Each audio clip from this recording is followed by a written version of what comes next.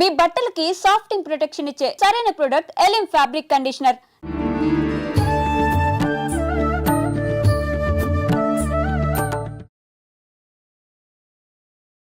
నమస్కారం, welcome to I dream. ధర్మ మార్గం విత్ విజిత కార్యక్రమానికి స్వాగతం.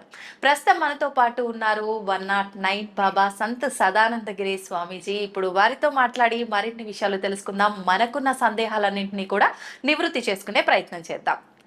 హరి ఓం స్వామీజీ. జై గురుదేవ్.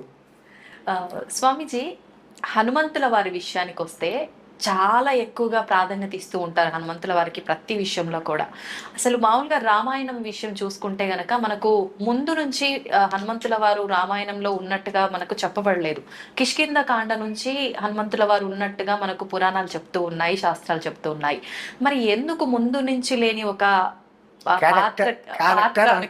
క్యారెక్టర్ కి ఎందుకు అంత ప్రాధాన్యత అనేది నా క్వశ్చన్. ఇది చెప్పాలంటే రామనామ మహిమ ముందు చెప్తే హనుమంతుల వారి గురించి తర్వాత చెప్పుకోవచ్చు. అలాగే 4-5 కథలు వస్తే తప్ప హనుమత్ తత్వం అర్థం కాదు. మొట్టమొదట తెలియాల్సింది రామతత్వం.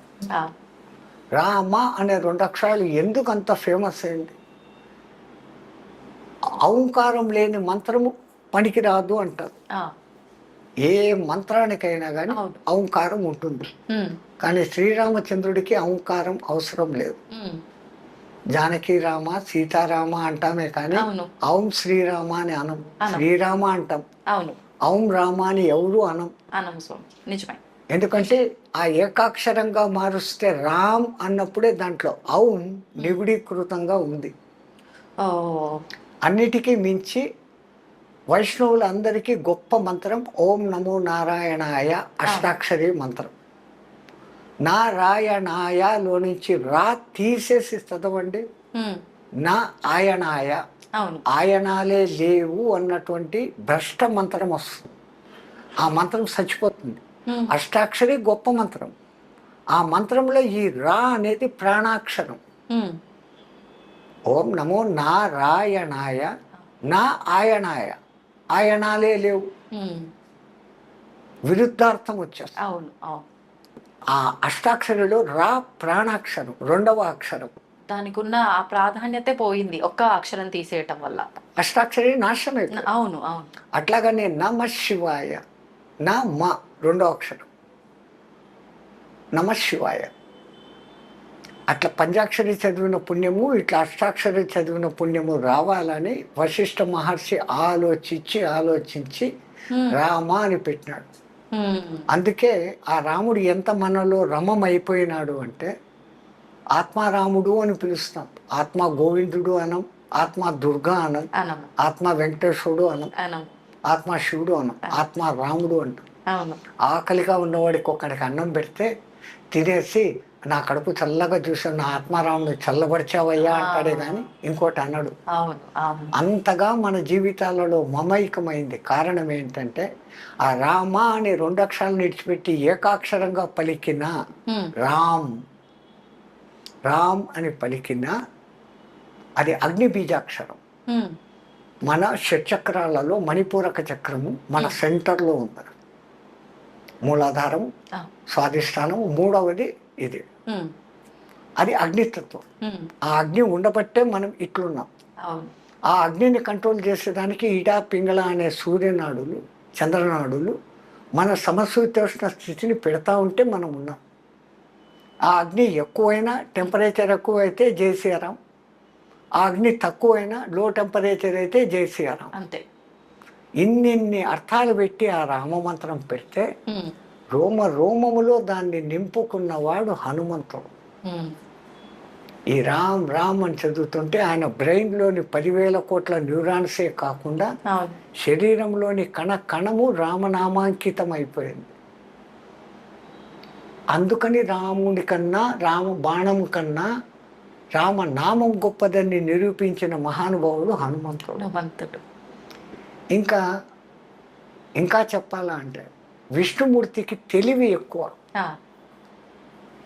బ్రహ్మదేవుడు ఎట్లాంటి వరాలు ఇచ్చినా కానీ ఆ వరాలలో ఉన్న లూపు హోల్ను కనిపెట్టి బ్రహ్మవరాలు దెబ్బ తినకుండానే ఆ రాక్షసుని చంపుతూ ఉంటాడు ఆయన. తెలివి అంత తెలివి, అందుకే విష్ణు జిష్ణు అంటారు. జిష్ణు. ఆయన నామావళిలో ఉమ్. విష్ణు అన్న పేరు వస్తుంది, జిష్ణు అన్న పేరు వస్తుంది. ఆ. అంటే హయ్యెస్ట్ ఇంటెలిజెంట్, తెలివి పరుడు, జ్ఞాని అని అర్థం. ఆహా. అటువంటి ఆయనకు మరి రాక్షస సంహారం చేసేటప్పుడు ఉమ్. శివశక్తి అవసరమైంది. ఉమ్. శివుడికి జ్ఞానం లేదు అనలేం, ఆ.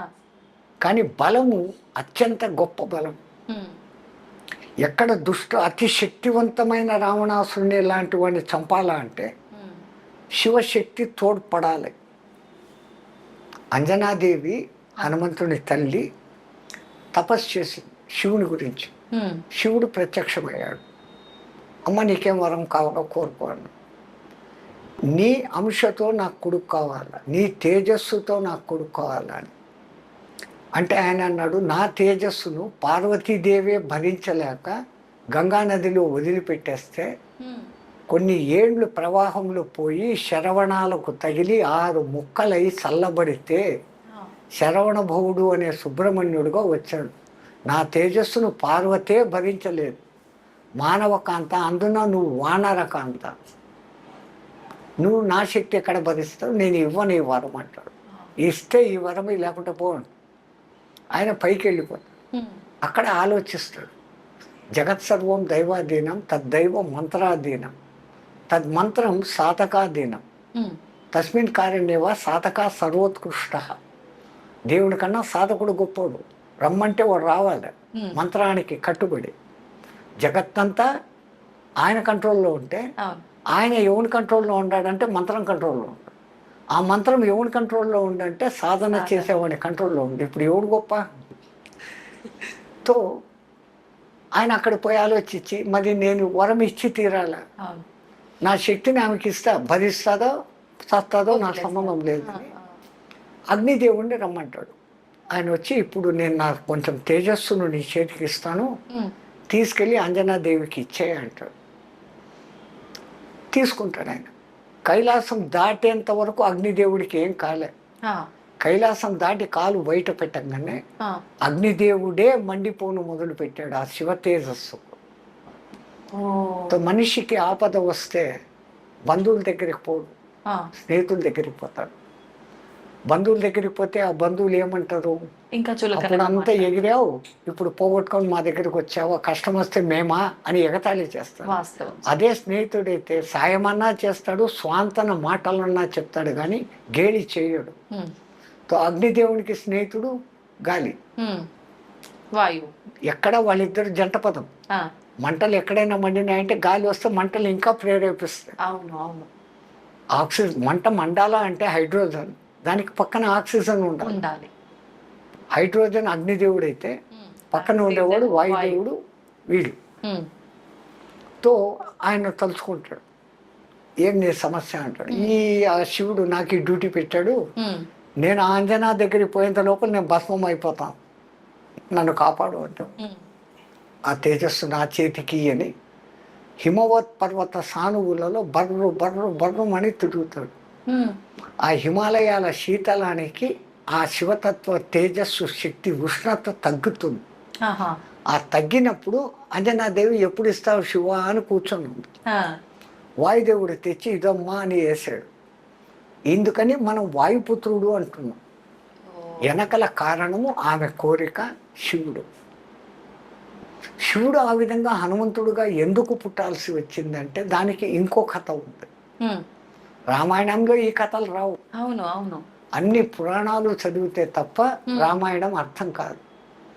అందుకే వ్యాసుల వారికి రామాయణం ఎంత ఇష్టము అంటే, రామాయణం వినా పురాణం పూర్ణం కాదు అని రాసేశాడు. ప్రతి పురాణంలోనూ రామాయణ కథ ఉంటుంది. పురాణానికి కొన్ని లక్షణాలు ఉంటాయి, మన్వంతరము అది ఇది అనేసి 6 లక్షణాలు ఉంటే దాని పురాణం. 7వ ముఖ్య లక్షణం ఏంటంటే రామాయణ కథ లేకుండా పురాణం పూర్తి కాదు అని. నవం ఎప్పుడు కొత్తగా ఉండేది అని పురాణాలకు పేరు. మొదట 18, దానికి ఉప పురాణాలు 18, ఔపప పురాణాలు 18, 54 పురాణాలు ఉన్నాయి. ఏ పురాణం అన్నా చదవండి, దాంట్లో రామకథ ఉంటుంది. ఈ చిన్న చిన్న కథలు అక్కడ వస్తాయి. ఈ అంతా సమగ్రంగా చదివితే తప్ప రామాయణం అర్థం కాదు. అర్థం కాదు. ఒకానొక సమయంలో ఒక రాక్షసుడు శుంభాసురుడు అనేవాడు ఎవరో ఆడు కూడా తపస్సు చేసి చిరంజీవత్వం పొందాల, కానీ ఈ బ్రహ్మ చిరంజీవత్వం ఈయుడు. ఎంత టెక్నికల్గా వరాలు అడిగినా కానీ ఆ జిష్ణు చంపేస్తాడు. విష్ణుకు కూడా దొరకని లాజిక్ను మనం ఏదన్నా పట్టుకొని చిరంజీవత్వం సాధించాలా అని ఆలోచించి ఆలోచించి మనసులో ఒక థాట్ వస్తుంది. ఆ థాట్ పెట్టుకొని తపస్సు చేస్తాడు. బ్రహ్మదేవుడు ప్రత్యక్షమవుతాడు. ఒక వారం తర్వాత వారం అడుగుతాను అంటాడు. ఈ వారం రోజులు మళ్ళీ ఆలోచిస్తాడు. ఎటువంటి వరం అడిగితే విష్ణుమూర్తి కూడా నన్ను చంపలేడు. వారం రోజులు బాగా ఆలోచిస్తాడు. బ్రహ్మ వచ్చేస్తాడు. వారం అయిపోయింది, ఏం వారం కాదు. ఏం లేదు, నా చేతిలో కత్తి ఉండి ఆ కత్తితో నాకే గాయమైతే నేను చావాలి, లేకపోతే నేను చావకూడదు. బ్రహ్మ ఓరి పిచ్చోడా, ఇది ఎక్కడ వరం రా, ఇన్నాళ్ళు తపస్సు చేసి వారం టైం అడిగి ఇంత పిచ్చి ప్రశ్న, ఏ పిచ్చిదో మంచిదో నాకు ఈ వరం అన్న ఆయన ఏమనుకోకుండా తదాస్తు అని వెళ్ళిపోయాడు.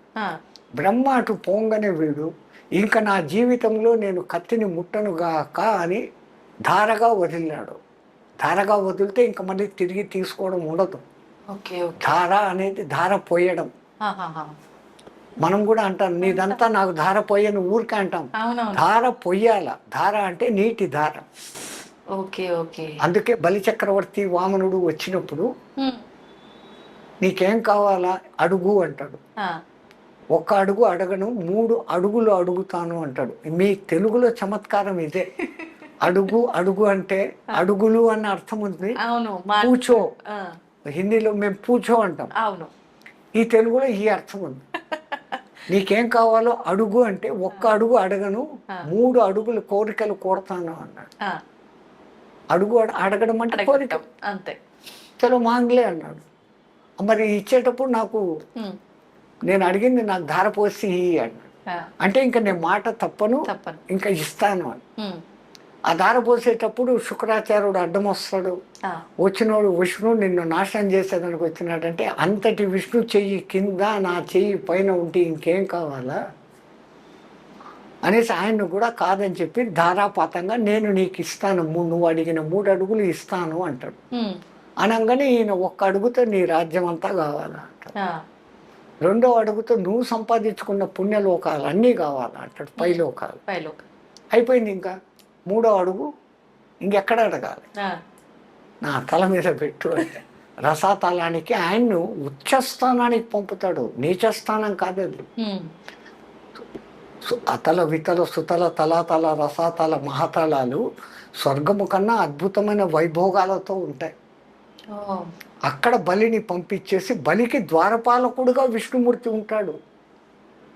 ధార పోయడంలో ఇంత అర్థాలు ఉన్నాయి. ఈడేమో ఇక్కడ ఈ ధార పోసాడు. ఇంకా లేని అల్లకొల్లాలు వీడికి ఎన్ని శక్తులు వచ్చేసినాయంటే దేవతలకు మించిన శక్తులు. ఏది అనుకుంటే సంకల్పంతో ఆయుధాలు చేతికి వచ్చేసి శక్తి వచ్చేసింది. ఇంకా ఈయన జయించడం చేతకాడం. ఇంద్రుడు అల్లాడుతూ వచ్చాడు. త్రిపురాసులను చంపగలిగినావు నువ్వే సరైనోడి, వాడి మీదకి యుద్ధాన్ని పోవాలి. ఈయన పోయాడు. వాడు ఇంకా ఏమిది, వాడు కత్తి మట్టుకు పట్టుకోడు. ఇంకా ఏమి శూలం అంటే శూలం, పాశుపతాస్త్రం అంటే ఏదైనా అన్నీ చేస్తాడు. చావుడు. శివపరమాత్మ యుద్ధం చేసి చేసి చేసి అలసిపోయి రిటర్న్ వచ్చేస్తాడు. దేవతలంతా మీటింగ్ పెట్టుకున్నాడు. అరే బ్రహ్మ నువ్వు ఏం వరం ఇచ్చినావురా? ఏం లేదు, వాడి చేతితో కత్తి ఉండాలంట, వాడికి దెబ్బ తగలాలంట, వాడు చావాలంట. ఓ సింతేనా మనం కత్తి తీసుకొని పోయి యుద్ధం చేస్తామని మళ్ళీ పోయినాడు. ఆయన కత్తి పట్టడం లేదు. కత్తిని అడ్డగిస్తూ ఏమేమో పడతాడు. ఈయన అలసిపోతాన్నాడే తప్ప వాడు కత్తి పట్టడం. చుట్టాన్ని ఓడిపోయి మళ్ళీ వచ్చాడు. మళ్ళా మీటింగ్ పెట్టుకున్నప్పుడు విష్ణుమూర్తి దీర్ఘంగా ఆలోచిస్తా అన్నాడు. ఏమయ్యా అంటే మరి ఇంకా ఈ జిష్ణువే కాపాడాలమ్మా అంటే ఈ జిష్ణు చేత కూడా కాదు ఇది. వాడు ఎవడో ఇంతకుముందు ఒకటి అడిగాడు, నేలలో కాదు, భూమి మీద కాదు, ఆకాశంలో కాదు, ఇంట్లో కాదు, బయట కాదు, పగలు కాదు, రాత్రి కాదు, అవును మనుషుల చేత కాదు, జంతువుల చేత కాదు, దేవతల చేత కాదు, అవును ఆయుధాల చేత కాదు. అట్లాంటి వాడినన్నా చంపాడు వీడు. ఉమ్, వీడు కత్తి పట్టడు అనేసి దార పోసుకున్నాడు. అవును. ఇంక వీడి చేత కత్తి పట్టించేది ఎట్లా, వీడు చచ్చేది ఎట్లా, వీడు సావడు. ఆ, లేదు, అనంత కోటి ఉపాయాలకు శతకోటి అపాయాలు ఏమో అంటారు మీరు తెలుగులో, అదేమో చెప్తారు. ఆ, ఆ, శతకోటి ఉపాయాలకు అనంత కోటి అపాయ ఏమో ఉంది, అది మంచి వర్డ్. అవును. ఆ శతకోటి అపాయాలకు అనంత కోటి ఉపాయాలు బుద్ధులు సంథింగ్ ఏదో వస్తుంది అనుకుంటే. ఏదో ఉమ్, అట్లా ఎక్కడో ఒక్క చోట లూప్ హోల్ ఉంటుంది అని ఈయన అంటున్నాడు. ఆ, ఏం లూప్ హోలు, వాడు కట్టే పట్టుకోడు, ఇంకెక్కడ లూప్ హోలు అని ఈయన. అవును నువ్వు సంపలేవు అని ఆయన. ఎవడైనా జాతస్య మరణం ధ్రువం సంపుతాను అని ఈయన. ఆ, వీళ్ళిద్దరి మధ్య కొంచెం పట్టుదల పెరిగిపోయింది. ఉమ్, శివ పరమాత్మ నువ్వు సంపకపోతే ఏం చేస్తావు అన్నాడు. ఉమ్. ఒక జన్మ నీకు నేను ఊడిగం చేస్తాను అన్నాడు. ఒక జన్మంతా. విష్ణుదేవుడు నేను ఒకవేళ సంపేసి వస్తే నువ్వేం చేస్తావు అన్నాడు. నేను నీకు ఒక జన్మ ఊడిగం చేస్తాను. రైట్, ఈ మాటలైంది. విష్ణుమూర్తికి ఒక ఐడియా ఫ్లాష్ అయింది. ఉమ్, ఆయన పోయాడు యుద్ధానికి.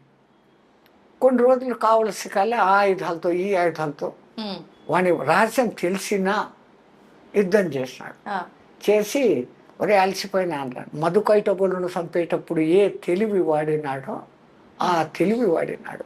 ఆ, మధుకైటబులతో కూడా యుద్ధం చేసి మీరు ఇంత పరాక్రమవంతులుగా సచ్చేటట్లు లేరు, మీకు వరం ఇస్తాను అన్నాడు. ఉమ్, వాళ్ళు అహంకారంతో మాకు నువ్వేం వరం ఇచ్చేది, మేమే నీకు వరం ఇస్తాం కోరుకో అన్నాడు. ఆ, మాట తప్పరు కదా అన్నాడు. తప్పము అన్నాడు. అట్లయితే నేను కోరుకునే వరం నా చేత మీరు సావండి అన్నాడు. వాళ్ళు అదే ఇరుక్కున్నామే ఆ, అని అక్కడ కూడా తప్పించుకునేదానికి నీళ్లు లేని చోట మమ్మల్ని సంపు అన్నాడు. అప్పుడంతా జలార్ణవం. ఆహా, అప్పుడు విష్ణుమూర్తి తన ఊరువులను విపరీతంగా పెంచుతాడు. ఆ, ఇప్పుడు ఈ ఊరువుల మీద నీళ్లు లేవు, వీళ్ళకి రండి అంటాడు. వాడు వచ్చి తలకాయలు ఇస్తాడు, చంపేస్తాడు. విష్ణుమూర్తిని అందుకే జిష్ణు అంటారు. వాడు ఎంత ఇంటెలిజెంట్ ఇంకోటి లేడు, లాయర్లకు సూపర్ లాయర్. తో అలసిపోయినాను, కూర్చొని మాట్లాడుకుంటాం రా. అవురా, నేను ఏ ఆయుధం చెప్తే ఆయుధం తీసేస్తాడవు, ఎక్కడి నుంచి వచ్చిందంటే నా శక్తి నాకుంది లేదు. ఉమ్, అయినా అన్ని ఆయుధాలు వాడినా కానీ నా దగ్గర ఉన్న అస్సలు మెయిన్ ఆయుధాలు వాడలే ఇంతవరకు అన్నాడు. ఇంకా ఏముండేది నీ దగ్గర? ఉమ్, ఇది సుదర్శన చక్రం 1000 అంచులు ఉండేది అన్న. ఇది మహాసుదర్శనం అని వాడు 10,000 అంచుల సుదర్శనం బయటికి తీసినాడు. ఆ, తు అనేసి దాన్ని అక్కడ పక్కన పెట్టి టెక్నిక్. అదే మళ్ళీ ఇది పాంచజన్యము, ఈ శంకు ధ్వని వింటేనే ఎంతో దూరం పోతారా. ఇది మహాశంఖం అని చెప్పి వాడు ఇంత పెద్ద శంఖం తీసినాడు. ఉమ్, పోటా పోటీగా. ఇది కౌమోదికం రా అన్నాడు. వాడు వెంటనే ఇది మహాకౌమోదికం అని ఇంత పెద్ద గద తీసినాడు. వీడు లైన్లో పడుతున్నాడు అనుకుని ఇది షార్జరం అనే ధనుస్సురా అన్నాడు. ఆ, ఇది మహాషార్జరము అన్నాడు. వాడు ఇంకా లైన్లో పడిపోయినాడు. ఇది నందకమురా అన్నాడు.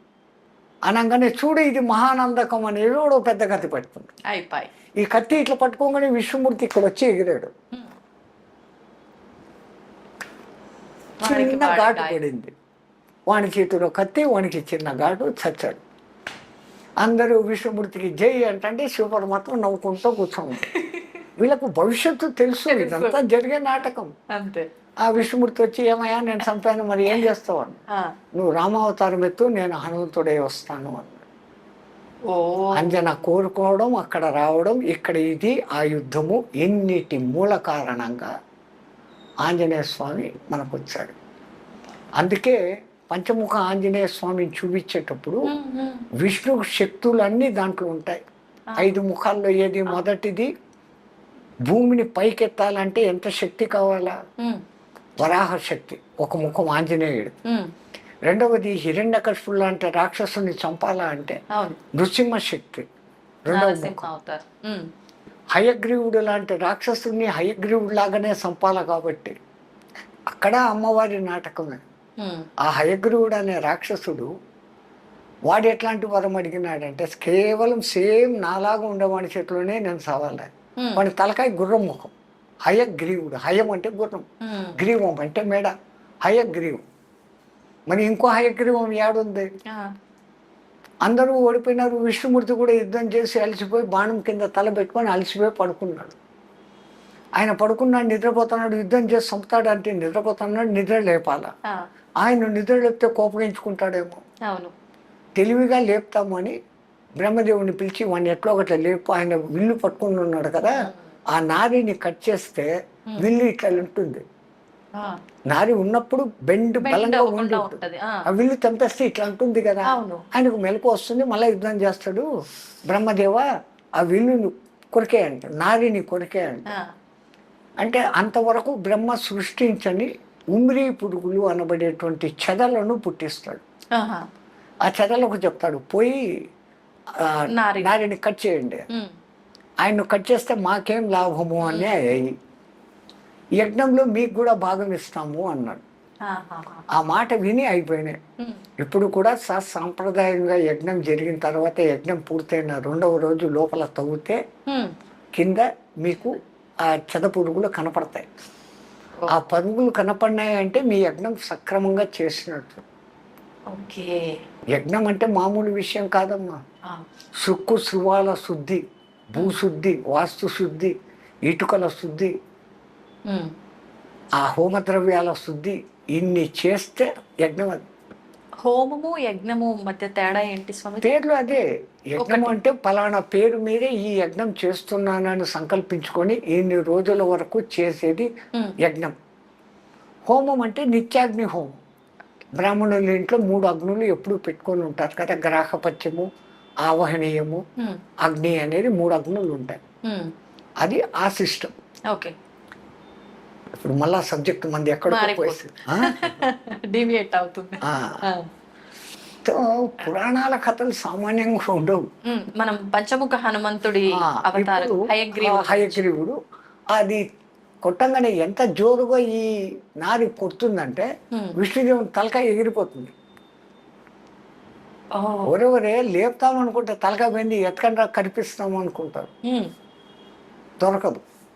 అప్పుడు అందరూ జగన్మాతను ప్రార్థిస్తే ఫలానా చోట గుర్రం ఆ ముఖం పట్టుకొని ఉంది, దాన్ని కట్ చేసి పెట్టండి అంటారు. ఆ గుర్రం తలకాయ తీసుకొని వచ్చి పెడతారు. అంటే ఇప్పుడు టెక్నాలజీ చేయి తీసి చేయి పెట్టినట్లు దేవతలకు ఏం తెలుసు అంటే తలకాయలు తీసి తలకాయలు పెట్టే టెక్నిక్ గణపతి దగ్గర నుంచి హయగ్రీవుడి దగ్గర నుంచి అనేకం ఉంది.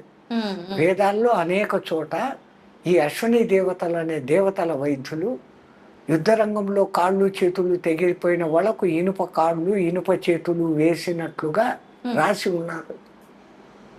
ఆపరేషన్స్ లో మన వాళ్ళు అంత ఎక్స్పర్ట్స్. వాళ్ళు ఎట్లా చేసినారో ఆపరేషన్స్ ఉన్నాయా స్వామిజీ? ఖచ్చితంగా. కానీ ఆ టెక్నాలజీ ఎటువంటిది అనేది మనకు తెలియదు. మూర్ఖులు అడుగుతారు, ఏనుగు తల ఇంత ఉంటుంది, మనిషి మెడ ఇంత ఉంటుంది, ఎట్ట కలిపినారు అని అంటారు. మొన్న ఎవడో ఒక సైంటిస్టు ఒక తలను తీసి ఇంకో మనిషి తలను పెట్టాలా అని ప్రయోగం చేస్తున్నాడు అని పేపర్లో పడింది. అది సక్సెస్ అయిందో లేదో తెలియదు. వాళ్ళ టెక్నాలజీ వేరే, మన టెక్నాలజీ అంతా టెస్ట్ ట్యూబ్ బేబీల వరకే వచ్చింది. అంతే. జైగోటుగా ఇక్కడ తయారు చేసి దాన్ని మళ్ళీ తల్లి గర్భంలోనే పెడుతున్నారు. కానీ తల్లి గర్భం అవసరం లేకుండా కౌరవులు ఆయిల కుండలలో పుట్టించారు. దశరథుడు చనిపోతే భరతుడు వచ్చేంత వరకు శవం పాడు కాకుండా తైల భాండంలో పెట్టి రక్షించినారు అని రాసి ఉంది. శవాన్ని ఎన్ని రోజులైనా భద్రపరిచే టెక్నాలజీలు వాళ్ళ దగ్గర ఉన్నాయి. ఇప్పుడేమో ఐస్ బాక్సులు, మీకు మిషన్లు కనపడుతున్నాయి. వాళ్ళ టెక్నిక్లు వేరే. వాళ్ళు అంటే మెదడు బుర్రకు పని పెట్టి మళ్ళీ ఇప్పుడు ఎప్పుడైతే హయగ్రీవ తల వచ్చిందో వాడి కోరిక ప్రకారం నాలాంటి వాడి చేతిలో సవాలని చచ్చాడు. అంటే విష్ణుమూర్తికి అక్కడ ఆ హయగ్రీవ తల వచ్చేదానికి అమ్మవారి అనుగ్రహము, శివశక్తి. అందుకే ఆ పంచముఖ ఆంజనేయ స్వామిలో హయగ్రీవ ముఖం. ఆ తర్వాత రామచంద్రుల వారి కార్యం నిర్వర్తించేదానికి హనుమత్ ముఖం 4. అఖిలాండ బ్రహ్మాండాలను తన కడుపులో పెట్టుకున్న శ్రీ మహావిష్ణువును మోసి తీసుకొని పోవాలంటే గరుత్మంతుడు ఎంత బలంగా ఉండాలా. ఆ శివశక్తి లేకపోతే ఈయన నడవలేడు. అది గరుడ అవతారం. అట్లా ఆ పంచముఖ ఆంజనేయ స్వామి, ఆ రామనామ శక్తి శివశక్తి. అందుకే హనుమతే రుద్రాత్మకాయ ఓం ఫట్ రుద్రుని ఆత్మను కాయముగా ధరించిన ఓ హనుమంతుడా, నా సర్వారిష్టాలను దూరం చెయ్యి అనేసి ఆయన మంత్రాలలో ఒక పేరు.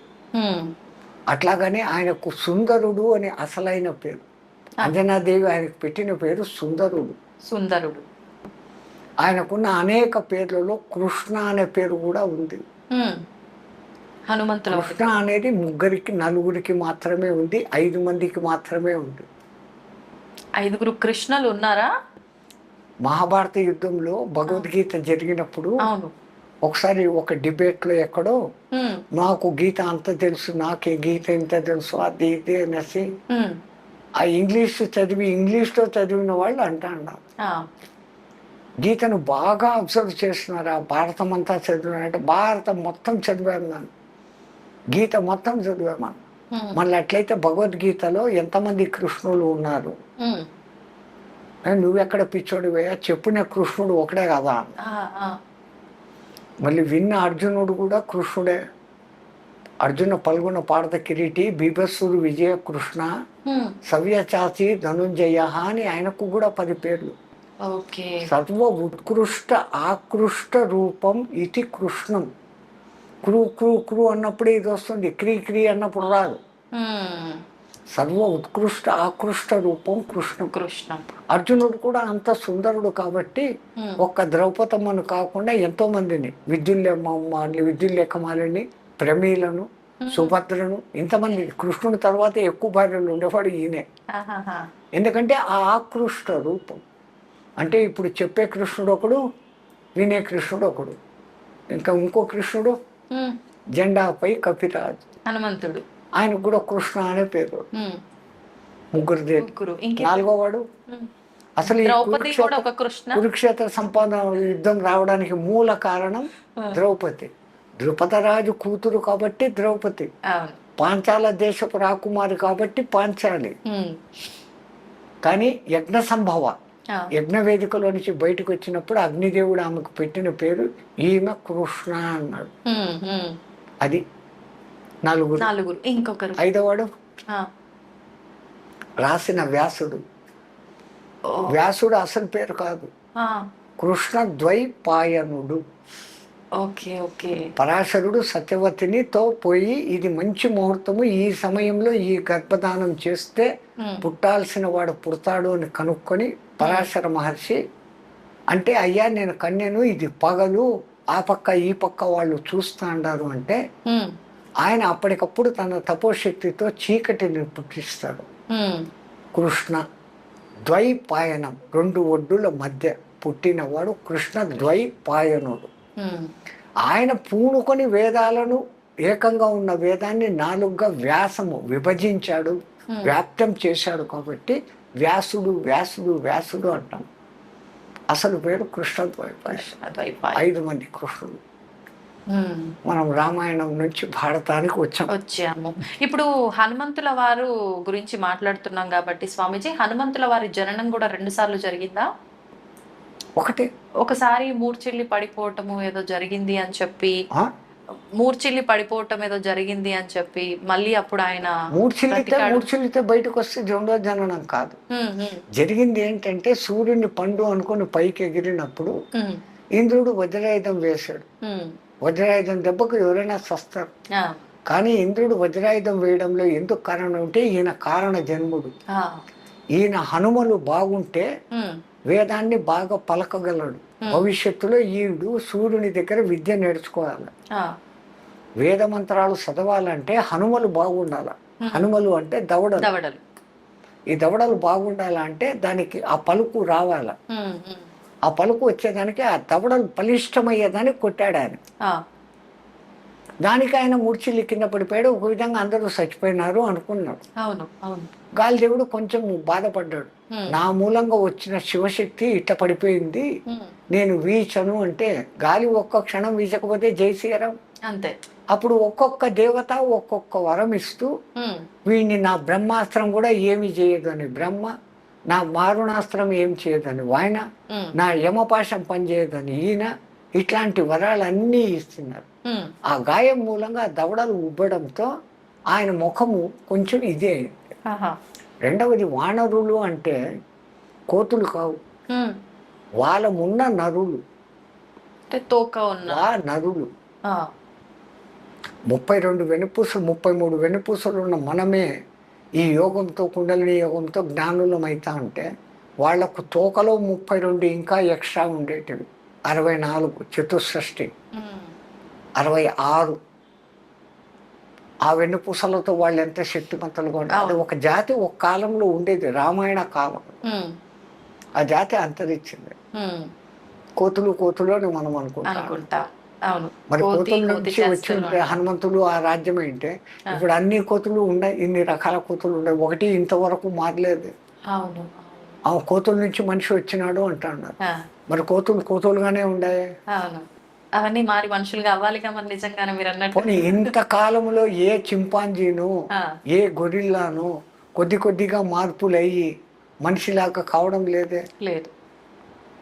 స్వామీజీ, శివుడి గురించి ఇందాక మీరు కైలాసం దాటిన తర్వాత అగ్నిదేవుడు దాటని వరకు ఏమవ్వలేదు, దాటిన తర్వాతే మార్పు జరిగింది అన్నారు కదా. అంటే నిజంగా శివుడు కైలాసంలో ఉంటాడా? కైలాసం అనేది నిజంగా ఉందా? ఇప్పుడు మన కళ్ళకు కనపడేటివి గ్రహ నక్షత్ర తారాల వరకే.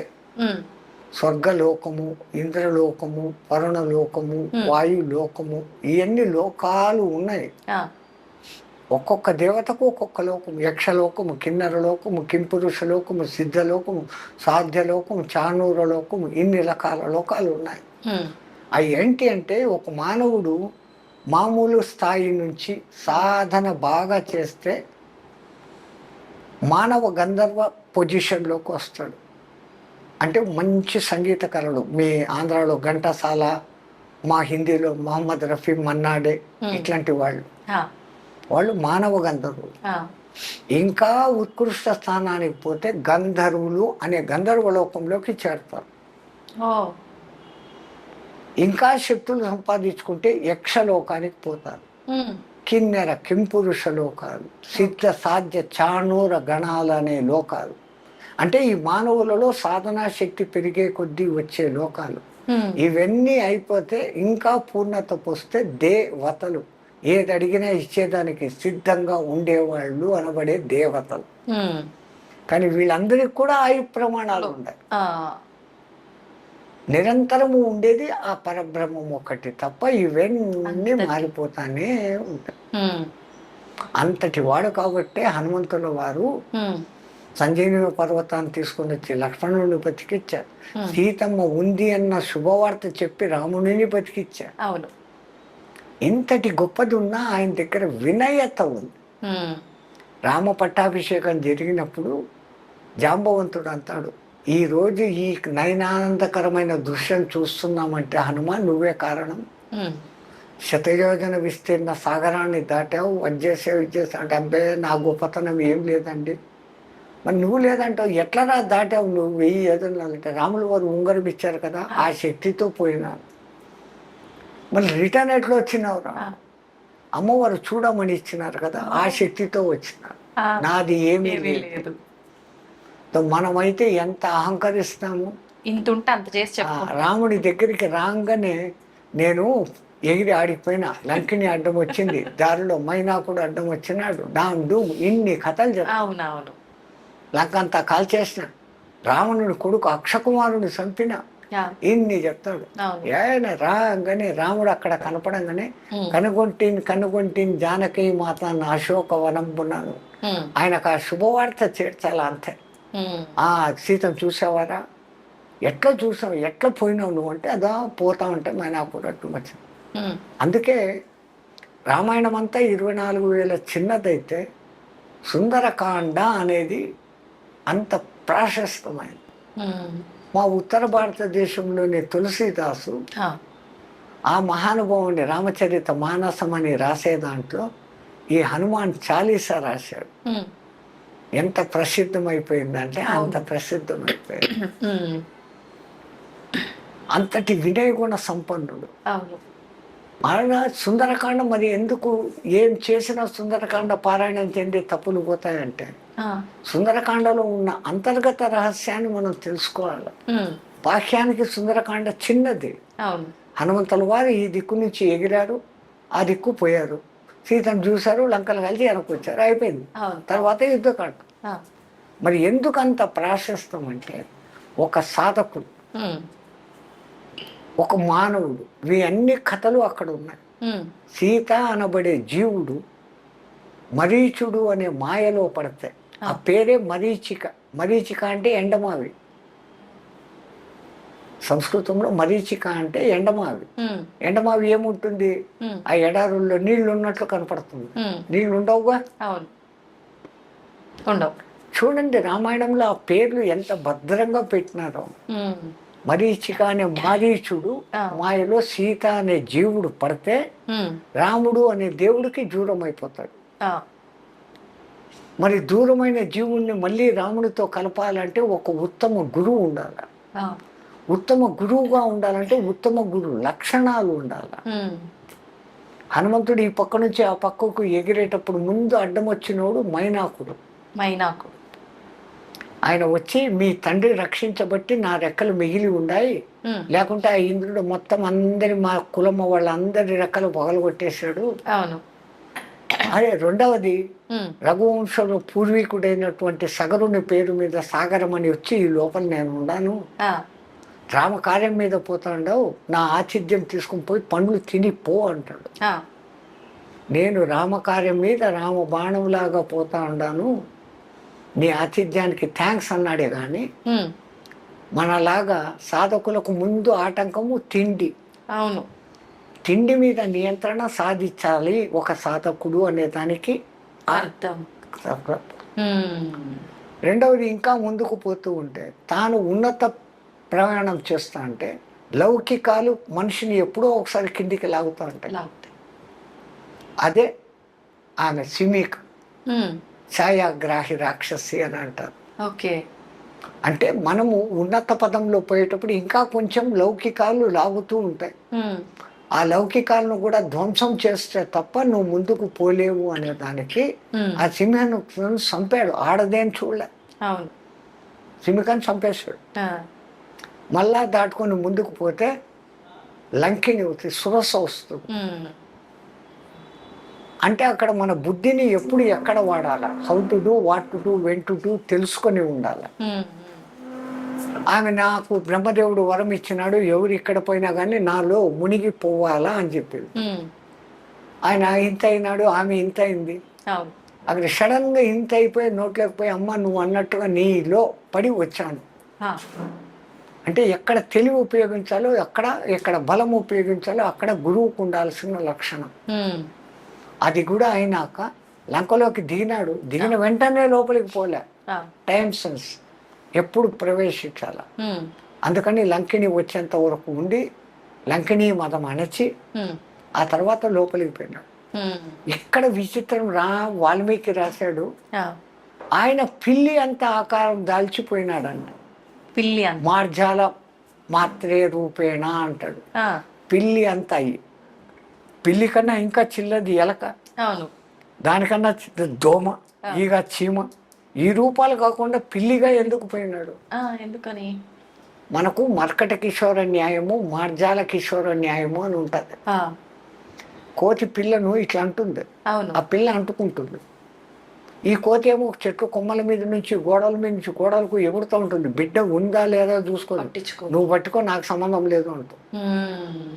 అది అవును. మర్కట కిషోర న్యాయం. ఓకే. కానీ మార్జాల కిషోర న్యాయం, ఏ కూరలతో ఎలకను చంపేయగలిగిన శక్తి కలిగిన పిల్లి ఆ తన చిన్న కూనలను ఆ మెడ మీద పట్టుకొని గాయం కాకుండా క్షేమంగా ఇంకో చోటికి మారుస్తుంది.